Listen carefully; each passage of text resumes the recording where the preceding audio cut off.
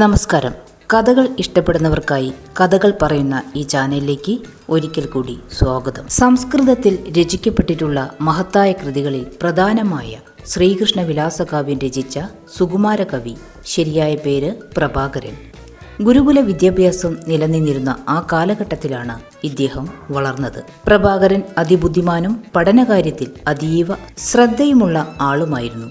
അതുകൊണ്ടുതന്നെ അദ്ദേഹത്തിന്റെ ഗുരുനാഥന് പ്രഭാകരനോട് മനസ്സിൽ അതിയായ സ്നേഹവും വാത്സല്യവും അതിലുപരി ഒരു പ്രത്യേകതര ഇഷ്ടം തന്നെ ഉണ്ടായിരുന്നു.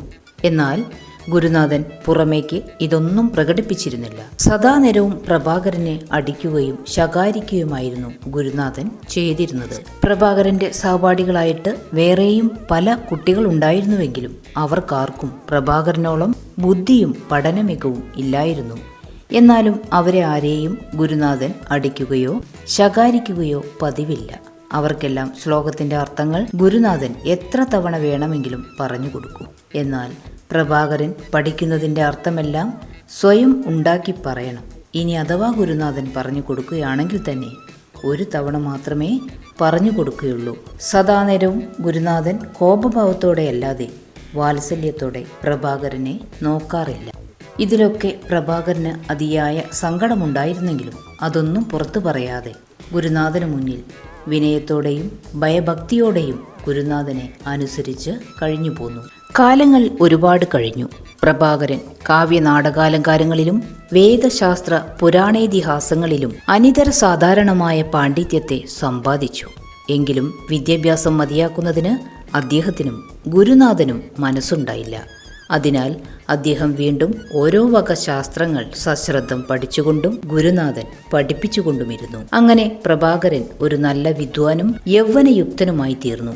പിന്നെയും പ്രഭാകരന്റെ പഠിത്തത്തിനും ഗുരുനാഥന്റെ ശകാരത്തിനും അടിക്കും യാതൊരു കുറവും വന്നില്ല.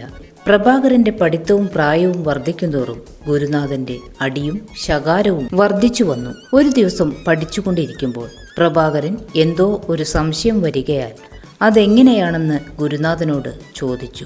ഗുരുനാഥൻ, എടാ ഏബ്യ, ഇനിയും നിനക്ക് അതറിയാറായില്ലേ എന്ന് ചോദിച്ചുകൊണ്ട് പ്രഹരിക്കാൻ തുടങ്ങി. അടികൊണ്ട് തുടപൊട്ടി രക്തം പ്രവഹിച്ചു തുടങ്ങി. പിന്നെയും ഗുരുനാഥൻ അടി മതിയാക്കാനുള്ള ഭാവമില്ല. ഒടുക്കം സഹികെട്ട് വയ്യാതായപ്പോൾ പ്രഭാകരൻ ഓടിയൊളിച്ചു. അന്ന് പ്രഭാകരന് സാമാന്യത്തിലധികം വേദനയും മനസ്താപവുമൊക്കെ ഉണ്ടായി. അതിനാൽ ഏത് വിധവും ഗുരുനാഥന്റെ കഥ കഴിക്കണം. ഇനി ഈ ദുഷ്ടൻ ജീവിച്ചിരുന്നിട്ട് ഇങ്ങനെ ഒരുത്തിനെ അടിക്കരുത് എന്ന് നിശ്ചയിച്ചു. ഗുരുനാഥൻ സന്ധ്യാവന്ദനത്തിന് പോയ സമയത്തിന് പ്രഭാകരൻ ഒരു വലിയ കരിങ്കല്ല് വലിച്ചെടുത്തുകൊണ്ട് ഗുരുനാഥന്റെ ശയനഗൃഹത്തിന്റെ തട്ടിൻപുറത്ത് കയറിയിരുന്നു. ഗുരുനാഥൻ വന്നു കിടന്ന് ഉറക്കമാകുന്ന സമയം തട്ടിന്റെ പലക ഇളക്കി മാറ്റി കരിങ്കല്ല് ഗുരുനാഥന്റെ മാറത്തിട്ട് കൊല്ലണമെന്നായിരുന്നു പ്രഭാകരന്റെ തീരുമാനം. ഗുരുനാഥൻ സന്ധ്യാവന്ദനാദി നിയമങ്ങളെല്ലാം കഴിഞ്ഞ് ഗൃഹത്തിൽ വന്നപ്പോഴേക്കും അത്താഴത്തിന് എല്ലാം കാലമായിരുന്നു. എങ്കിലും അദ്ദേഹം എനിക്കിന്ന് നല്ല സുഖമില്ല, അതുകൊണ്ട് അത്താഴം വേണമെന്ന് തോന്നുന്നില്ല എന്ന് പറഞ്ഞിട്ട് ശയനഗൃഹത്തിലേക്ക് പോയി. അവിടെ ചെന്ന ഉടനെ കട്ടിലിൽ കയറി അത്യന്തം ചിന്താമഗ്നൻ എന്നതുപോലെ കിടപ്പുമായി. ഗുരുനാഥൻ അത്താഴമുണ്ണാത്തതുകൊണ്ട് ഗുരുപത്നിയും ഉണ്ടില്ല. ഗുരു ശയനഗൃഹത്തിൽ ഉറങ്ങാതെ കിടക്കുന്ന കണ്ടിട്ട് പത്നി, ഇന്നെന്താണ് അവിടത്തേക്ക് ഒരു മനോവിചാരമുള്ളതുപോലെ ഇരിക്കുന്നത്? അത്താഴം ഉണ്ടില്ലല്ലോ, സുഖമില്ലെന്ന് പറഞ്ഞത് എന്താണ് എന്ന് ചോദിച്ചു. ഉടനെ ഗുരുനാഥൻ, എനിക്ക് വിശേഷിച്ച് സുഖക്കേടൊന്നുമില്ല. ഞാനിന്ന് നമ്മുടെ പ്രഭാകരനെ സാമാന്യത്തിലധികം അടിച്ചു. അപ്പോൾ ദേഷ്യം കൊണ്ട് അടിച്ചുപോയി. പിന്നെ അത് വിചാരിച്ചിട്ട് എനിക്ക് വളരെ വ്യസനമുണ്ടായി. ആ വ്യസനം ഇപ്പോഴും എൻ്റെ മനസ്സിൽ നിന്ന് പോകുന്നില്ല. ഞാൻ എത്ര അടിച്ചാലും അവൻ അതെല്ലാം കൊണ്ടുകൊണ്ട് ഇരിക്കുകയാണ് പതിവ്. എന്നാൽ ഇന്ന് അവൻ എണീറ്റ് ഓടിപ്പോയി കളഞ്ഞു. സഹിക്കവയ്യാതെ വേദനയുണ്ടായതുകൊണ്ടാണ് അവൻ പോയത്. എൻ്റെ ക്രൂരതയെക്കുറിച്ച് വിചാരിച്ചിട്ട് എൻ്റെ ഹൃദയം പൊടിയുന്നു. അതുകൊണ്ടാണ് ഞാൻ അത്താഴമുണ്ണാത്തത്. ഇന്നെനിക്ക് മനസ്സിൻ്റെ അസ്വാസ്ഥ്യം തീരുകയുമില്ല. ഇത് കേട്ട് ഗുരുപത്നി, ഇത് വലിയ കഷ്ടം തന്നെയാണ്. ഇതിനെക്കുറിച്ച് പറയണമെന്ന് ഞാൻ പലപ്പോഴും വിചാരിക്കാറുണ്ട്.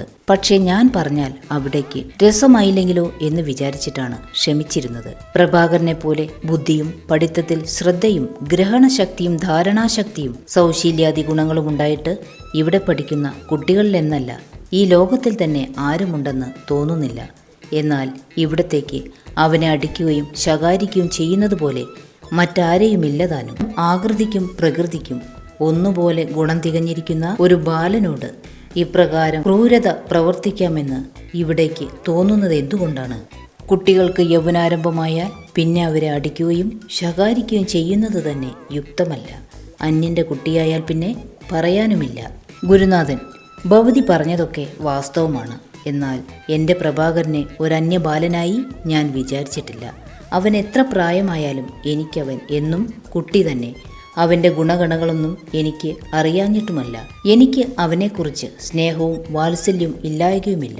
സത്യമായിട്ട് ഞാൻ പറയുന്നു, എനിക്ക് അവനെക്കുറിച്ച് നമ്മുടെ പുത്രനിലുള്ളതിലധികം സ്നേഹവും വാത്സല്യവുമുണ്ട്. എന്നാൽ അതൊന്നും ഞാൻ പുറത്തു കാണിക്കാത്തത് അവൻ ബുദ്ധിമാനും സമർത്ഥനുമാണെന്ന് ഞാൻ വിചാരിക്കുന്നു എന്ന് അവൻ അറിഞ്ഞാൽ അവൻ അഹങ്കാരിയായി പോവും.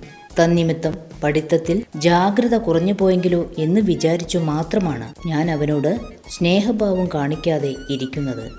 അല്ലാതെ മറ്റൊന്നുകൊണ്ടുമല്ല. ഞാൻ ശാസിക്കുന്നതിൻ്റെ ഗുണം ഒടുക്കം അവനിൽ കാണാറാകും. എൻ്റെ പ്രഭാകരൻ ലോകൈക വിദ്വാനായി തീരുമെന്നുള്ളതിന് സംശയമില്ല. ഇങ്ങനെയൊക്കെ ആണെങ്കിലും ഇന്ന് ഞാൻ പ്രവർത്തിച്ചത് വലിയ സാഹസമായി പോയി താനും. ഇനി ഞാൻ ഒരിക്കലും അവനെ ഇങ്ങനെ വേദനിപ്പിക്കുകയില്ല, നിശ്ചയം തന്നെ.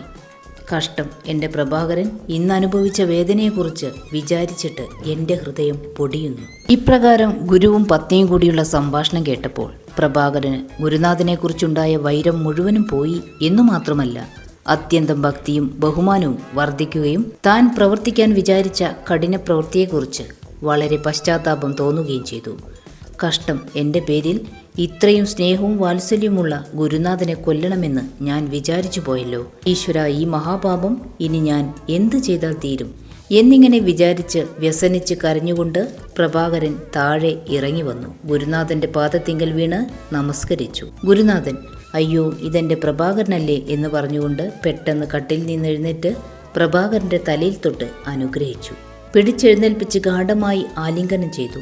സന്താപം കൊണ്ടോ സന്തോഷം കൊണ്ടോ എന്തോ രണ്ടുപേരും കണ്ണീരൊലിപ്പിച്ചുകൊണ്ട് നിശ്ചേഷ്ടന്മാരായി നിന്നതല്ലാതെ കുറച്ചു നേരത്തേക്ക് ഒരക്ഷരം പോലും മിണ്ടുന്നതിന് അവർക്ക് ശക്തിയുണ്ടായില്ല. പിന്നെ കുറച്ചു നേരം കഴിഞ്ഞതിന്റെ ശേഷം ഗുരുനാഥൻ, പ്രഭാകരൻ എൻ്റെ അടിയുടെ ദുസ്സാഹത്വം കൊണ്ട് ഇവിടെ കയറി ഒളിച്ചിരിക്കുകയായിരുന്നു അല്ലേ? നീ നന്നായി വരണമെന്നുള്ള ആഗ്രഹം കൊണ്ടും പ്രായാധിക്യ നിമിത്തം കോപത്തെ അടക്കുന്നതിന് എനിക്ക് ശക്തി മതിയാകാതെ വന്നതുകൊണ്ടും ഞാൻ നിന്നെ ക്രമത്തിലധികം തല്ലിപ്പോയതാണ്. നിനക്ക് എന്നോട് ഇതുകൊണ്ട് പരിഭവമൊന്നും തോന്നരുത്. ഇനി ഞാൻ ഒരിക്കലും നിന്നെ ഇങ്ങനെ ഉപദ്രവിക്കുകയുമില്ല. ഇത് കേട്ട് പ്രഭാകരൻ, അവിടുന്ന് ഇങ്ങനെ പറയുകയും ഇതിനെക്കുറിച്ച് ലേശം പോലും വ്യസനിക്കുകയും വേണ്ട. അവിടുന്ന് ഇനിയും എത്രയടിച്ചാലും ശകാരിച്ചാലും ഇതൊക്കെ അനുഭവിക്കുന്നത് എനിക്ക് സന്തോഷമാണ്. അടികൊണ്ട് വേദന സഹിക്കവയ്യാതെ ആയപ്പോൾ എൻ്റെ മനസ്സിൽ കുറച്ച് വല്ലായ്കയുണ്ടായി. അതിനെക്കുറിച്ച് തന്നെ എനിക്കിപ്പോൾ വളരെ പശ്ചാത്താപമുണ്ട്. എൻ്റെ അറിവില്ലായ്മ കൊണ്ടും വേദനയുടെ ദുസ്സാഹത്വം കൊണ്ടും ഗുരുനാഥനെ കൊല്ലണമെന്ന് എൻ്റെ ഹൃദയത്തിൽ തോന്നിപ്പോയി. അതിനായിട്ടാണ് ഞാൻ ഇവിടെ കയറി ഒളിച്ചിരുന്നത്. ഈ ബാലചാബല്യത്തെ അവിടുന്ന് കൃപാപൂർവ്വം ക്ഷമിച്ച് എനിക്ക് മാപ്പ് തരികയും ഈ ദുർവിചാരം നിമിത്തമുണ്ടായിട്ടുള്ള മഹാപാപം തീരുന്നതിന് ഞാൻ എന്ത് ചെയ്താൽ മതിയാകുമെന്ന് അവിടുന്ന് എനിക്ക് പറഞ്ഞു തരികയും വേണം. ഇത് കേട്ട് ഗുരു, പശ്ചാത്താപത്തിനേക്കാൾ വലിയതായ പ്രായശ്ചിത്തം ഒരു പാപകർമ്മത്തിനുമില്ല. നിനക്കിപ്പോൾ അതിയായ പശ്ചാത്താപം ഉണ്ടായിരിക്കുന്നതുകൊണ്ട് നിന്റെ സകല പാപങ്ങളും തീർന്നിരിക്കുന്നു. ഞാൻ നിന്റെ തെറ്റുകളെ ക്ഷമിച്ചു മാപ്പും തന്നിരിക്കുന്നു. ഇനി ഇതിലേക്കായി നീ ഒരു പ്രായശ്ചിത്തവും ചെയ്യണമെന്നില്ല. പ്രഭാകരന് അതുകൊണ്ടൊന്നും മതിയായില്ല. എൻ്റെ ഈ ദുർവിചാരത്തിന് അതികഠിനമായ മഹാപാപമുണ്ട്. അത് തീരണമെങ്കിൽ അതിന് തക്കതായ എന്തെങ്കിലും പ്രായശ്ചിത്തം ചെയ്തേ മതിയാകൂ എന്ന് പ്രഭാകരൻ.